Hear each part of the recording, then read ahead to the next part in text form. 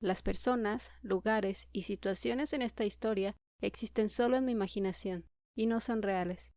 No tienen ninguna relación con lugares o personas de la vida real.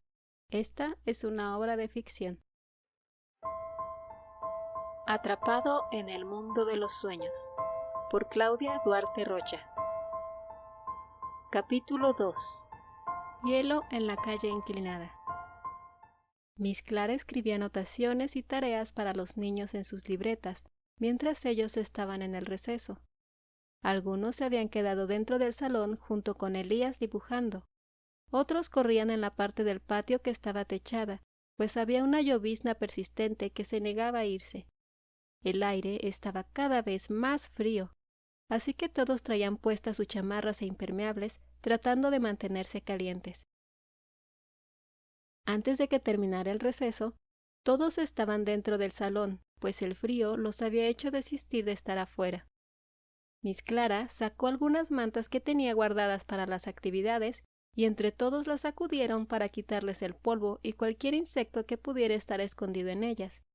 Se sentaron en parejas y se cubrieron hasta el pecho. Elías seguía muy distraído. Hacía lo que su maestra le pedía, pero estaba particularmente callado. Algo extremadamente raro, pues él era el primero en estar preguntando por todo lo que pasaba. Miss Clara decidió leerles un cuento mientras se calentaban un poco. Maestra. Una pequeña de 2 trenzas color miel interrumpió la lectura. Dime, Carmen, respondió sonriente Miss Clara. ¿Va a llover muy fuerte? Preguntó la niña mirando hacia una ventana que daba al jardín trasero de la escuela. Lo más probable es que sí, Carmen. Hace frío y hay muchas nubes oscuras. Se levantó de su silla y caminó al pizarrón. Vamos a calentar nuestras manos para que no tengan frío, ¿de acuerdo? La docente comenzó a frotar sus manos para mostrarles a sus alumnos cómo hacerlo. Todos los niños sacaron sus manos de debajo de las mantas, imitando a la maestra para calentarse. Cada vez hacía más frío. Elías también se las frotaba, pero no dejaba de ver las nubes que Carmen había señalado un momento antes. Se movían muy rápido y estaban muy bajas. Todo afuera se empezaba a ver como en su vaso. La niebla danzaba, aunque era casi mediodía. La madre de Elías terminaba de preparar la comida para cuando llegara su hijo a casa. El hueco que sentía dentro no había dejado de inquietarla desde que vio a su hijo subir al autobús por la mañana. Su nombre era Lilia. Tenía 28 años, era madre soltera y huérfana. La había criado su abuela materna, Tachita. Hacía apenas unos meses ésta había fallecido y le había heredado una pequeña casa en un barrio viejo, pero bien cuidado, cerca de un gran parque al que llevaba a jugar casi todos los días a Elías, y en el que alguna vez ella también jugó. Para ganar dinero, trabajaba de noche en un minimercado al final de la calle. Elías dormía en casa de Berenice, una vecina muy amiga de Lilia. Se conocían desde niñas y quería al pequeño como si fuera de su familia. Ella no podía tener hijos y veía al niño como un sobrino adoptado. Esa ayuda permitía a Lilia trabajar, aunque Mateo, el padre de Elías, les mandaba una cantidad mensual para los gastos del hijo que tenían en común. Lilia dormía mientras Elías estaba en la escuela, pero ese día no había podido conciliar el sueño. Había conocido a Mateo en la secundaria. Todavía estaban en la preparatoria y no eran mayores de edad cuando comenzaron a salir juntos. Mateo ingresó a una universidad muy prestigiosa, donde estudió comercio, y Lilia en una pública no muy reconocida para ser administradora de empresas. Mateo pudo terminar su carrera, pero Lilia no. Su abuela no pudo seguir pagando los libros y material que le solicitaban a su nieta, así que Lilia decidió buscar trabajo. Lo consiguió en una pequeña oficina como recepcionista, y Mateo, al terminar su carrera, ya tenía un trabajo en una inmobiliaria como asistente de un ejecutivo de ventas. Aprendió rápido el oficio y los mejores trucos de ventas de su jefe. Ascendió con mucha facilidad. Lilia también ascendió en su trabajo a asistente del dueño de la pequeña empresa, pero el sueldo no era mucho. El tiempo pasó, y la joven pareja ya llevaba varios años como novios, así que pensaron en vivir juntos y lo hicieron. Consiguieron un pequeño departamento no muy lejos de la casa de Lilia. Todo iba muy bien. Su primer año viviendo juntos fue una luna de miel. Pero entonces le ofrecieron otro trabajo a Mateo, ventas a nivel nacional, y tenía que viajar mucho. Él estaba muy feliz y le pidió a Lilia que lo acompañara, pero ella no quería dejar sola a su abuela. Ya era muy anciana y no tenían más familia que viera por ella. Esa mujer había sido su madre casi toda la vida, se lo debía. Así que Mateo iba a sus viajes y regresaba a su modesto departamento con su pareja, al inicio cada fin de semana, después, a veces, ni una vez al mes. En uno de sus regresos a casa, Lilia quedó embarazada. Mateo no reaccionó como pensaba ninguno de los dos al recibir la noticia. Él estaba ganando mucho dinero, y habían hablado de casarse y tener un hijo al irse a vivir juntos, pero ahora que ya era un hecho, sentía que no quería dejar lo que había logrado en su carrera. No lo dijo, pero Lilia se dio cuenta. Lo conocía muy bien.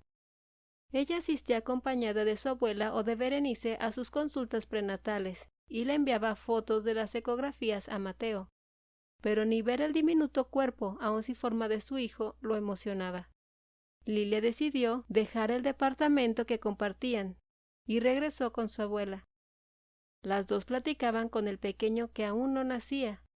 Le contaban historias increíbles, y cuando empezó a moverse en el vientre de su madre, supieron que le gustaba, así que le contaban todo lo que se les ocurriera. Fue pasando el tiempo, y cuando Lilia le preguntó a Mateo por teléfono qué nombre debían ponerle a su hijo, él contestó: "El que quieras está bien". Así que, entre ella y la abuela, eligieron el nombre de Elías, el mismo del esposo de Tachita. Le contaban todas las aventuras de aquel hombre que había hecho muy feliz en su niñez a Lilia. Fue un trotamundos antes de casarse con la abuela, y había visto cosas mágicas que contó a su progenie para hacerlos dormir. Y ahora, la anciana se las contaba a su bisnieto para que durmiera tranquilo en el vientre de su joven madre. El tiempo de nacer llegó, y coincidió con una visita de Mateo que llegó corriendo al hospital. Fue una espera larga.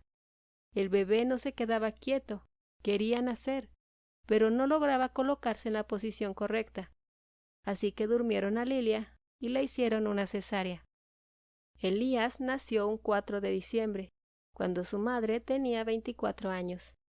Ella estaba radiante de felicidad al ver a su primogénito, pero su padre solo sonreía.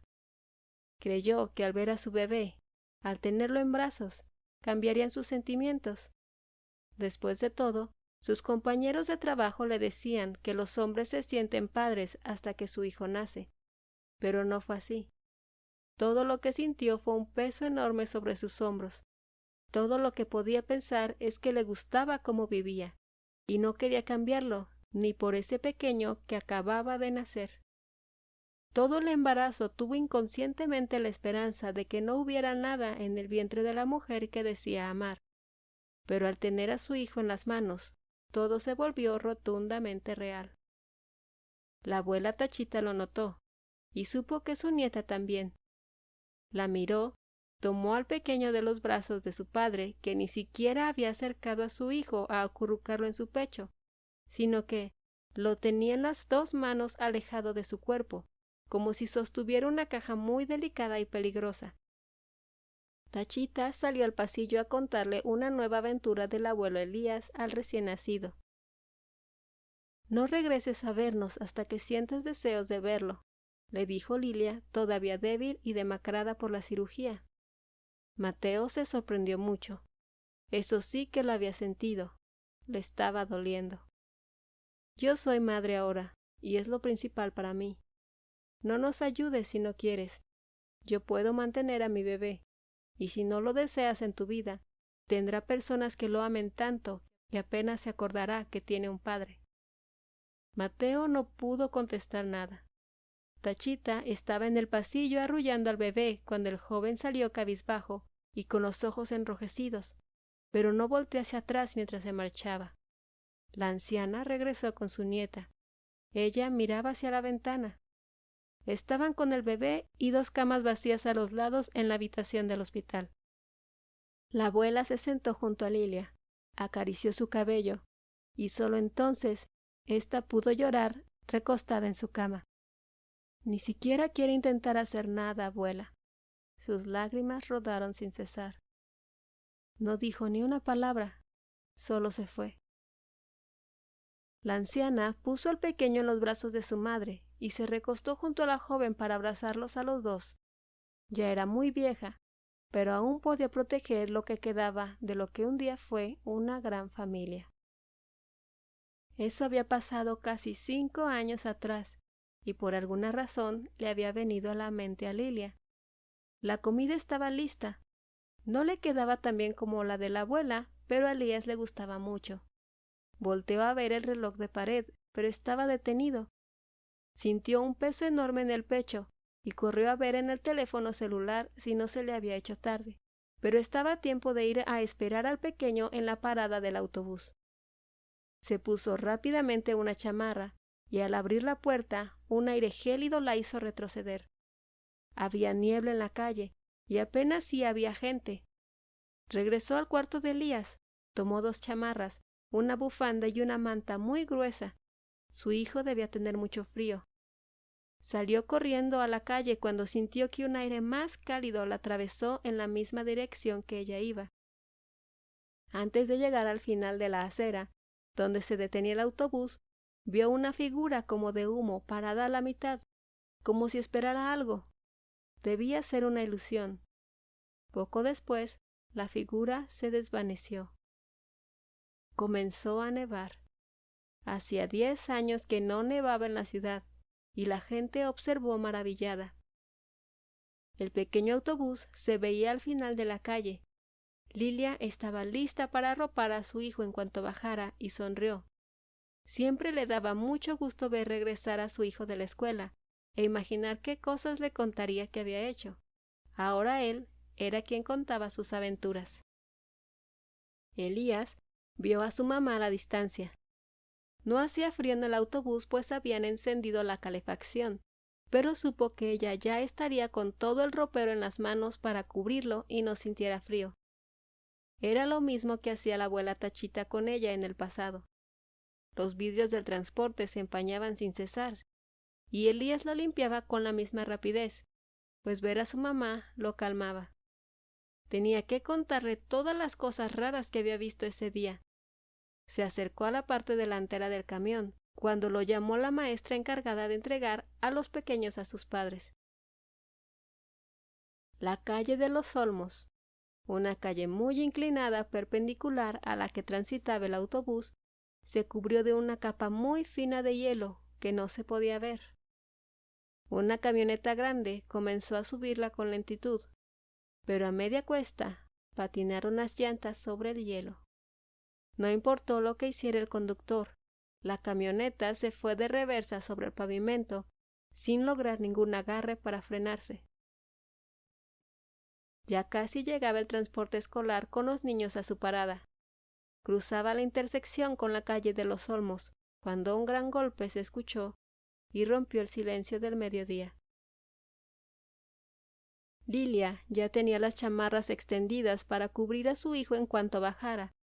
Lo había visto sonriente por el parabrisas, cuando algo hizo que el pequeño camión se fuera de lado y finalmente volcara. Los transeúntes gritaron. Se escucharon vidrios cayendo, quebrándose y metal chirriando. La camioneta había impactado de un costado al autobús sin poder detenerse, y después de volcarlo, lo había empujado más de 5 metros antes de detenerse. Lilia soltó las chamarras y corrió a buscar a su hijo. Salieron personas de todas partes a tratar de ayudar a los niños cuando vieron que se trataba del transporte escolar. Otros llamaron de inmediato a la línea de emergencias.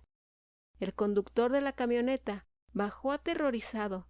También corrió a ayudar, pero no veía que nadie se moviera dentro.